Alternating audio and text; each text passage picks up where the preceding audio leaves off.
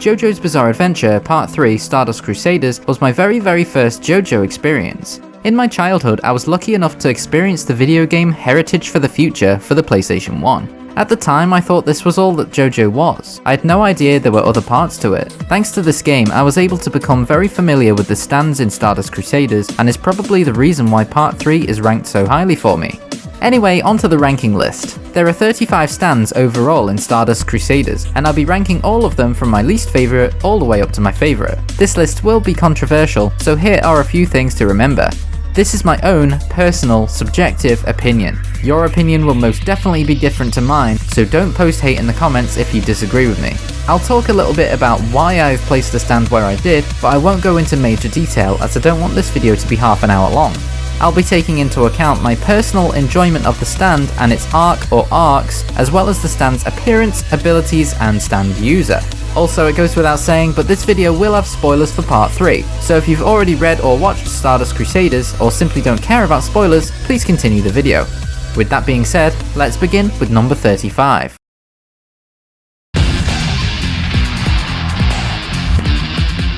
Holly's stand is the lowest on this list because it literally did nothing other than try to kill her. Holly was too weak to withstand the manifestation of a stand. It was shown that after Dio's defeat, Josuke kept his stand, so it is highly possible Holly was also able to keep her stand and wield it in various ways. If we saw her actually use it, it might be higher up on the list.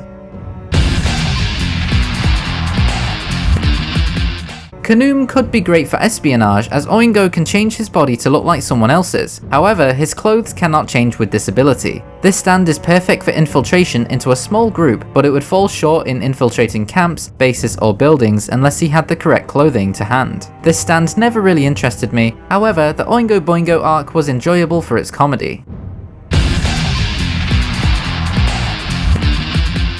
Nina's Empress was only dangerous to Joseph because he kept it to himself rather than relying on his fellow Crusaders to help him. If it wasn't for Hermit Purple, he would not have been able to beat it. However, the Empress's abilities seem limited, purely seeming to only grow on a victim, eventually forming a body of its own. It's a very underwhelming ability and didn't seem to do anything other than to give Joseph more screen time. Mariah's stand had a unique ability by turning those who touched it into magnets, having the magnetic force grow stronger and stronger as time went on. I felt this stand created some funny moments between Joseph and Avdol, however it did not really do much else. I touched upon this briefly in my Atom stand analysis video, but Jonathan's stand was born to the body of Jonathan, at the same time that Dio received the world. Like Joseph got Hermit Purple, his grandfather received a stand very similar, but because Jonathan's body belongs to Dio, this essentially allows Dio to use this stand alongside the world. This cool fact is what makes this stand higher than some others on this list, but we did only see it very briefly. Kenny G may have been killed as soon as he was shown, but Tenor Sax was used for a good portion of the Dio's Mansion section of Stardust Crusaders. The location that Terrance T. D'Arby battled Jotaro and Kakuhen in was created by Tenor Sax's illusion-creating stand, and so was the maze that Avdol, Polnareff, and Iggy encountered just before fighting Vanilla Ice. This stand had potential, but not much.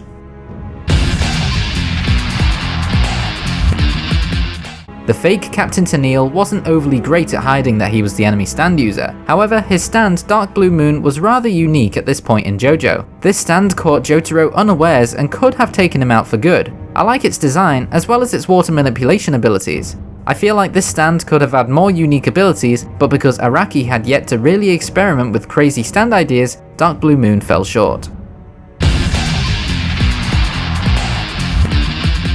The future prediction powers of Thoth were really unique and created a lot of tension during the Khanoom Oingo and Thoth Boingo arc. This stand could potentially be overpowered as its predictions are tied to fate, meaning its predictions will always come true.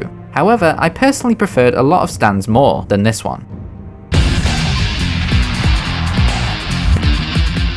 Arabia Fat's stand, the Sun, is potentially one of the strongest stands in Part 3. It is literally a small sun that creates light, heat, and shoots fire at an enemy. It cornered the Crusaders and would have easily boiled them to death. However, it failed due to Arabia Fat's mirror disguise being discovered. A prime example of a powerful stand failing due to a stupid user.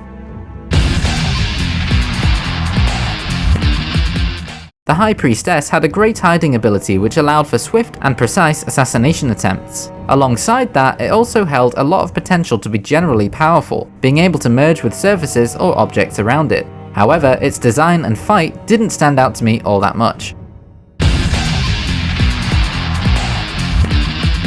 This is where the controversy begins. Before anyone says anything, don't get me wrong, I really like Horus as a character. However, his stand was basic at best. It's a gun that materializes out of nowhere and can shoot bullets. These bullets are also a part of the stand and can be moved at will by Horus. However, this stand is only really useful when used in conjunction with a second stand user's teamwork. On its own, it could be easily beaten by most of the stands in Part 3.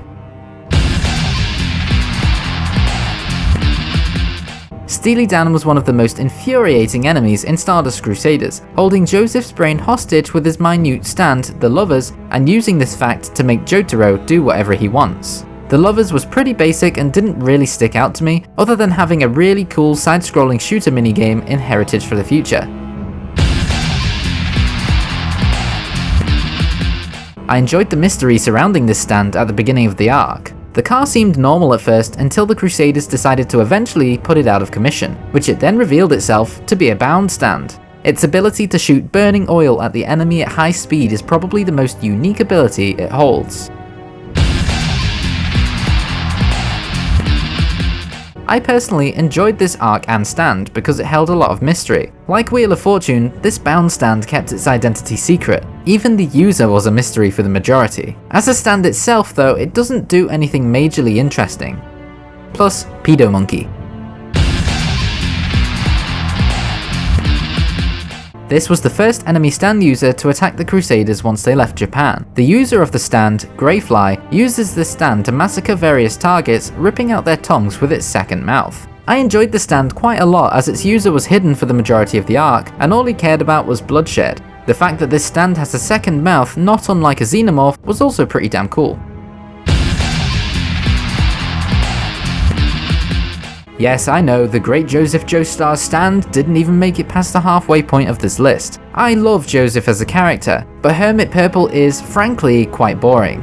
Its most interesting ability is creating an image or video of whatever he wants to see, such as taking a psychic photo of Dio by smashing an expensive camera, or producing videos and messages on TVs, as well as creating maps in the sand. It was also used in battle to bind an opponent, and he could also conduct his hamon through his stand. Hermit Purple was used more for progressing the story, for example being used to find Dio, and also for being able to stop the Lovers. I don't dislike the stand by any means, but there are stands that I personally preferred a lot more. Judgment's ability to grant any wish, but with a negative twist, could be deadly if used against those who are unaware of it being an enemy, but would be almost useless against those who are smart enough not to fall for its tricks. I'm looking at you, Polnareff. Judgement wasn't the best stand by a long shot, however it did help further Polnareff's story arc. This stand effectively helped him move past his sister Sherry's death, and also relieved his guilt of getting Avdol killed, as this was also when Avdol returned.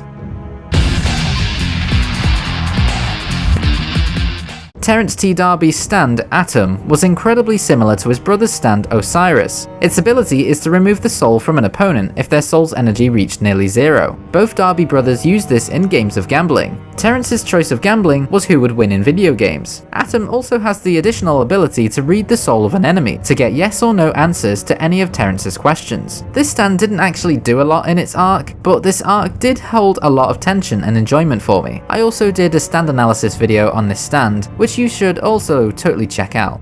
Shameless self-plug. Anubis was a very unique stand as it was bound to the sword itself. Anyone who touched the sword became the stand user. I enjoyed this concept, and the fact it possessed one of the Crusaders was a unique twist. I really enjoyed how the sword seemed to be constantly stalking Polnareff, and the arc had its tense moments. However, I personally preferred some other stands more than this one.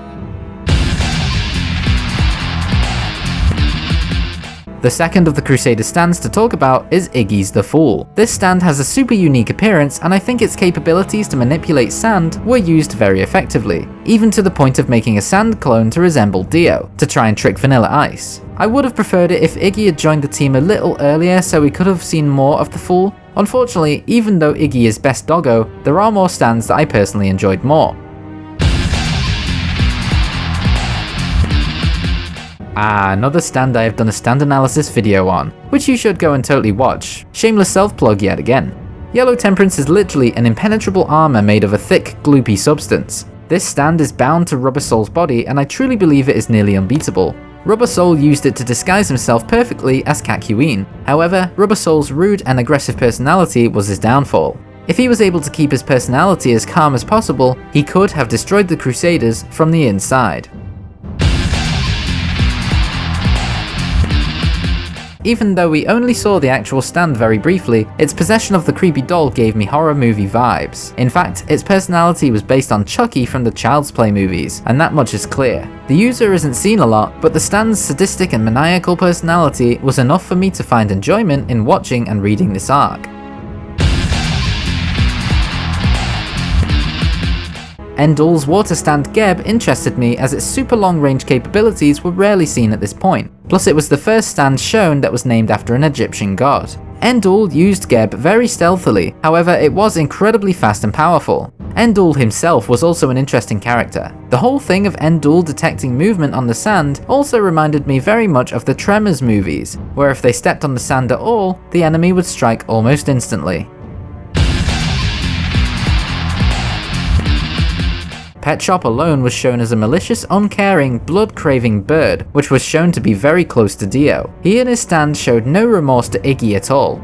Horus was the first ice-using stand to be shown, and its skeletal bird appearance was really cool as well.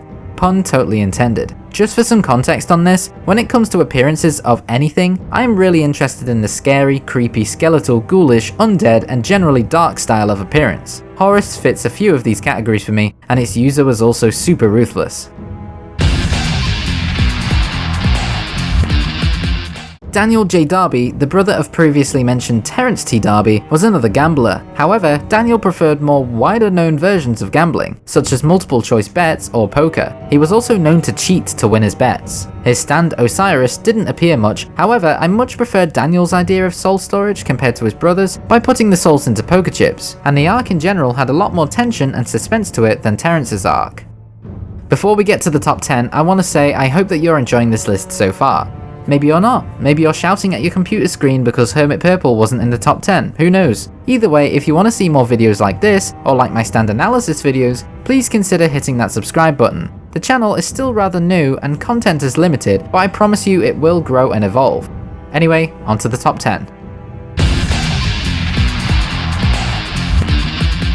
This might seem like a weird one, but let me just hark back to my explanation during the Horus section of this video. I enjoy dark, creepy, and evil looking things when it comes to appearances in films, movies, shows, etc. Justice itself is a giant skeleton in the fog, and it creates a village full of zombies. The setting is a dark, creepy hotel with a creepy old hag as the stand user. What isn't to love? But not just that, the stand's ability to control a living organism's body through holes and make them do anything Enya wants is terrifying, although it did add to Polnareff's unfortunate toilet adventure.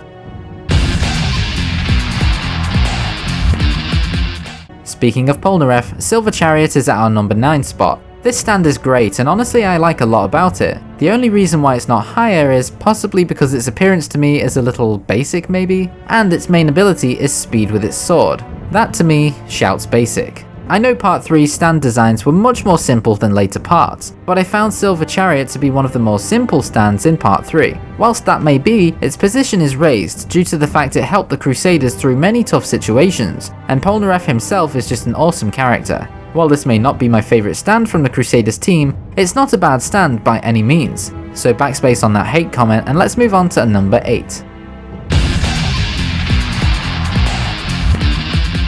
Yes, whilst I may have done a stand analysis on this one too, this does not mean I rate it overly high. Hierophant Green was the first artificial humanoid stand shown in JoJo, and has a unique ability of being able to unravel its body for attacking, defending, investigation, or espionage. It has a lot of uses and can also possess someone's body. It also looks pretty damn cool. Plus, kakuhen is the MILF hunter, so not having his stand in the top 10 would be a crime.